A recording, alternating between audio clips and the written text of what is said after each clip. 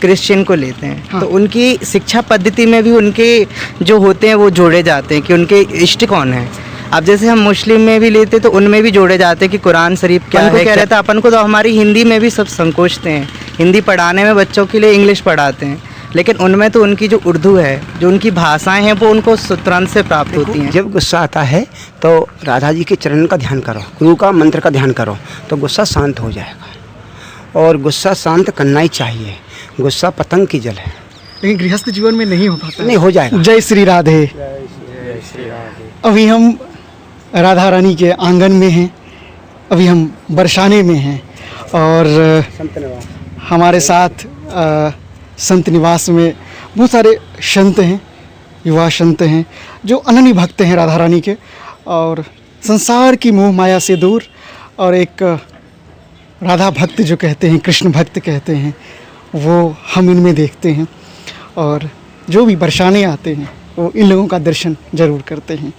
तो हम एक एक करके राधा रानी का महिमा और एक विरक्ति जीवन और एक मोह माया वाला जीवन जिसे गृहस्थ जीवन कहते हैं, हम सब पे बात करेंगे। सबसे पहले जय श्री राधे। जय जय श्री राधे, जय श्यामा।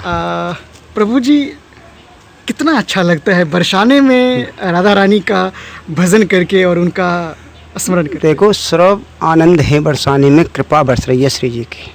और ललित किशोरी पीतम जोड़ी, गैया से भी भोरी। जहाँ ललित किशोरी की कृपा है, जी पर सब कृपा है, पर संत कृपा श्री जी की बहुत है, संतन के ऊपर है। संतन से जो दर्शन करता है वो भवसागर से पार हो जाता है। श्री जी बड़ी कृपा करती है, संत प्रसन्न हो गए तो श्री जी प्रसन्न हो जाती है। तो कहीं भी रहो, कुंजन में रहो, संत निवास में रहो, ये सब संत भजन कुटी में छिप के भजन करते हैं। प्रभु जी, हम आपकी एक बात सुने थे और जब से आए देखें, आपके चेहरे पे हर वक्त हंसी रहती है और राधा नाम की रहती है, और आप बोलते हैं गुस्सा को सबसे पहले त्यागो। क्या इसका तात्पर्य क्या है? देखो, जब गुस्सा आता है तो राधा जी के चरण का ध्यान करो, गुरु का मंत्र का ध्यान करो, तो गुस्सा शांत हो जाएगा। और गुस्सा शांत करना ही चाहिए, गुस्सा पतंग की जल है। लेकिन गृहस्थ जीवन में नहीं हो पाता। नहीं हो जाएगा। जब कोई भी बात हो उसको छोड़ के श्री जी के चरण को ध्यान लगाओ, श्री जी कृपा करती है। अच्छा। उनकी कृपा से ही गुस्सा शांत हो जाता है। अच्छा। तो जब ही तो आते हैं सब लोग संतन के पास, जब श्री जी कृपा करती हैं तो संत के पास सब लोग आते हैं। अच्छा। और संत कृपा होगी, श्री जी जल्दी कृपा करते हैं। अच्छा। तो गुस्सा शांत का यही मतलब है, सबको मन को शांत करके अच्छा। और प्रसन्न रहना ही जीव का कल्याण है। अच्छा। अब बोलो लाली लाल की जय। जब एक युवा अवस्था रहता है और एक जो इस स्टेज पे आम तौर पे युवा आते हैं तो उसे मैकडोनल्ड्स हो, चाहे दुनिया की अन्य चीज़ होती है जो सांसारिक चीज़ माया मोह वाली होती है, उसमें रुचि ज़्यादा रहती है। और एक तरफ हम जब आप लोग को देखते हैं तो हम लोग को भी कहीं ना कहीं अध्यात्म में जाने का मन करता है। तो कैसे ये ऐसे मन अचानक हो गया जहाँ लाखों युवा को नहीं हो पाता है? ये मतलब हमारे बचपन में जैसे कि हम भक्ति करते हैं श्री जी की, तो आजकल के बच्चों का क्या है, सब इंटरनेट का ज़माना हो गया, छोटे छोटे बच्चे भी मोबाइल चलाते हैं। बिल्कुल। तो जैसे तुम माँ बाप अपने बच्चों को जैसे उस रंग में डालेंगे, उसी बच्चे वही आगे चल के उसी अच्छा। जैसे कच्चे घड़े होते ना, उसमें जैसे तुम सेब दोगे ऐसे ही बन जाएगा। तो अभी तक क्या श्री जी का क्या आपका महिमा लगा, या श्री जी से कितना प्रेम अभी तक हुआ है, और अभी तक क्या अनुभव मिला है श्री जी के बारे में? श्री जी तो परम कृपालु है, तो दयामयी करुणामयी है। उनकी रहमत से तो हम सब रह रहे, मतलब उनकी चरणों में, तो वो तो परम कृपालु हैं। अच्छा। तो हम यही कहना चाहते हैं कि यहाँ लाडली जो की भक्ति मतलब सर्वश्रेष्ठ है। अच्छा। और हमारे साथ एक श्री राधे युवा संत जी हैं। जब हम युवा की बात करते हैं तो भक्ति ज़रूरी नहीं है जब हम बूढ़े हो जाएं तब करें, क्योंकि सीखने की ललक बचपन से होना चाहिए। और तभी से एक किसी चीज़ की आदत हो जाती है, तो क्या सच में भक्ति बचपन से ही करना चाहिए या एक पीढ़ी आने के बाद करना चाहिए? बिल्कुल बचपन से करना चाहिए हमारे हिसाब से, तो क्योंकि हम ये मार्ग नहीं चुनते हैं, लाडली जू अपने फूल खुद चुनती हैं। तो जैसे कि लाडली जू जिस पे कृपा करती हैं वही इस मार्ग में आते हैं। और हम नहीं कहते कि हम कोई संत हैं, साधु हैं या कोई महात्मा, ये तो लाडली जू की कृपा है जो हमें जिस नाम से कोई जान रहा है और हम बैठे हैं। तो ये कोई पीढ़ी दर पीढ़ी वाली बात नहीं है, ना कोई उम्र स्टेज की बात है।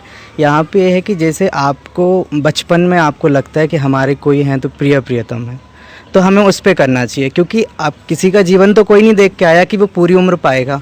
बिल्कुल। ऐसे भी लोग होते हैं जो 10-12 वर्ष में भी मरण अवस्था में हो जाते हैं और वो मृत्यु को प्राप्त हो जाते हैं, या फिर यौवन अवस्था में मृत्यु को प्राप्त हो जाते हैं। तो ये तो कहीं नहीं लिखा है कि आप पूरी अपनी 70 साल की अवधि प्राप्त करके ही जाएंगे। तो इसलिए जब जागे तभी सवेरा, हमें लाडली जी ने कृपा की है, तो हमें जब ऐसा अनुभव होता है कि बस कोई है तो सिर्फ शाम शाम, तो हमें तब से करना चाहिए। इसका कोई उम्र से या किसी भी अवस्था से कुछ नहीं। बचपन से बच्चों को क्या एक सीख देना चाहिए माता पिता को, जो लाडली लाल का हो जाए, प्रभु श्री राम का हो जाए, या किसी भी हो जाए, लेकिन भक्ति मार्ग में आना चाहिए? देखो हमारे यहाँ पे क्या रहता है कि हम हिंदू हैं, ठीक है, तो हमारे परिवारों में सबको पता है कि राम सीता क्या हैं, कान्हा राधिका क्या हैं, सब जानते हैं। तो माँ बाप तो हमारे यहाँ पे तो निरंतर पाठ होते हैं, तो निरंतर मानस पाठ होते हैं, रामचरितमानस पाठ होते हैं, तो ये तो हमें जानना ही चाहिए कि क्या है। और बच्चों की जो पद्धति है, शिक्षा पद्धति में भी हमारे हिसाब से भगवान को लेना चाहिए। देखो क्या होता है, किसी भी धर्म में लेते हैं, तो जैसे हम किसी क्रिश्चियन को लेते हैं, हाँ। तो उनकी शिक्षा पद्धति में भी उनके जो होते हैं वो जोड़े जाते हैं कि उनके इष्ट कौन है। अब जैसे हम मुस्लिम में भी लेते हैं तो उनमें भी जोड़े जाते हैं कि कुरान शरीफ क्या है, क्या चीज़ें हैं, तो उनके बच्चों को शुरू से वो चीज़ें प्राप्त होती हैं। उनको अपन को क्या रहता है, अपन को तो हमारी हिंदी में भी सब संकोचते हैं, हिंदी पढ़ाने में बच्चों के लिए इंग्लिश पढ़ाते हैं, लेकिन उनमें तो उनकी जो उर्दू है, जो उनकी भाषाएं हैं, वो उनको तुरंत से प्राप्त होती हैं। तो हमारे तरीके से तो बचपन से ही हमारे माँ बाप को या जो भी हैं उनके लिए सबको ऐसी शिक्षा प्राप्त कराओ कि प्रियतम के लिए ज़रूरी नहीं कि आप साधु बनो, लेकिन आपको ये पता होना चाहिए कि हम किसके लिए आए हैं, क्योंकि हम तो उनके ही लिए आए हैं। क्योंकि जीवन का सिर्फ एक ही कारण है कि आप संसार में जाओ, भजन करो। ये फिर यहाँ आने के बाद की चेंजेस हैं कि हम फिर भजन नहीं करते हैं, संसार के भोग विलास में लग जाते हैं कि हमें घर बनाना है, गाड़ी चाहिए है, ऐसा आराम चाहिए। ये कुछ नहीं है, ये तो सिर्फ क्षणिक मात्र के सुख हैं। क्योंकि आपने कोई बंगला बना लिया, आपने गाड़ी ले ली, पता चला है कि आपने बंगला बनाया, भूकंप आ गया, घर के साथ आप भी ढह गए, गाड़ी के साथ हमारा भी एक्सीडेंट हो सकता है। कहीं नहीं लिखा है कि आपकी गाड़ी में एक्सीडेंट नहीं होगा, है ना। तो हमारे लिए अपने भजन पे ध्यान देना चाहिए, क्योंकि यही हमारा बिल्कुल लक्ष्य होना चाहिए। अच्छा जी। ये बरसाना है जी। और बरसाना क्यों प्रसिद्ध है?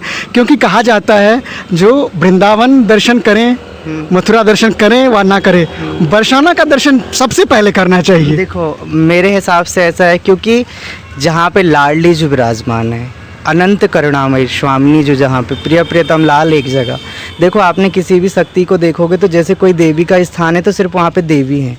अब ये राधा रानी का बरसाना है क्या यहाँ पे, लेकिन लाडली जो अकेली विराजमान है, यहाँ लाडली लाल दोनों विराजमान है, और यहाँ अनंत करुणामयी की निरंतर करुणा बरस रही है। बस ये हमारे ऊपर हमारे समझने की बात है, कौन उस चीज़ को समझता है। अब कोई करुणा समझता है, कोई नहीं समझता है, लेकिन हमारे हिसाब से अब जैसे कि हम इतना भी रहते हैं तो ब्रज में वृंदावन दर्शन हो ना हो, यदि लाडली जू के निकट रह गए, मंदिर भी नहीं जा पाते। कभी कभी ऐसी स्थिति आती है कि धाम में होके भी हम मंदिर नहीं जा पा रहे, लेकिन हम जहाँ भी हैं उनको वहाँ पे सुमरन करके वहाँ प्राप्त कर लेते हैं, क्योंकि लाडली जू की कृपा बरस रही है, यहाँ पे करुणा बरस रही है, अनंत करुणा में स्वामिनी है। इसीलिए बरसाना सबसे प्यारा है। बरसाना में जो बसता है, ब्रज में ज़्यादातर जो आते हैं, चाहे उनका भाव कोई भी हो, सेवक हो या दास्य भाव हो, सखी भाव हो, हम तो सबको प्रणाम करते हैं। तो लेकिन जो भी भाव जिसका रहता, ज़रूरी नहीं है कि बरसाना बरसाने में सिर्फ सखियाँ ही निवास करती हैं, क्योंकि संत आपने देखे होंगे तो ऐसे ऐसे संत हैं जिनने कभी ब्रज के बाहर नहीं जाते, और हम ब्रज का तो छोड़ो बरसाने के भी बाहर नहीं जाते, क्योंकि हमें तो ज़्यादा इन सब का जानकारी नहीं है, लेकिन गुरुदेव महाराज की कृपा से, श्री जी की कृपा से, संतों की कृपा से कि बरसाना ऐसा है कि जहाँ पे आप जीवन में एक ठो रह सकते हो, उनकी कृपा पे अपना जीवन यापन पूरा निकाल सकते हो, आपको किसी दर बदर भटकने की ज़रूरत नहीं पड़ेगी, सिर्फ लाडली जू के रहोगे तो।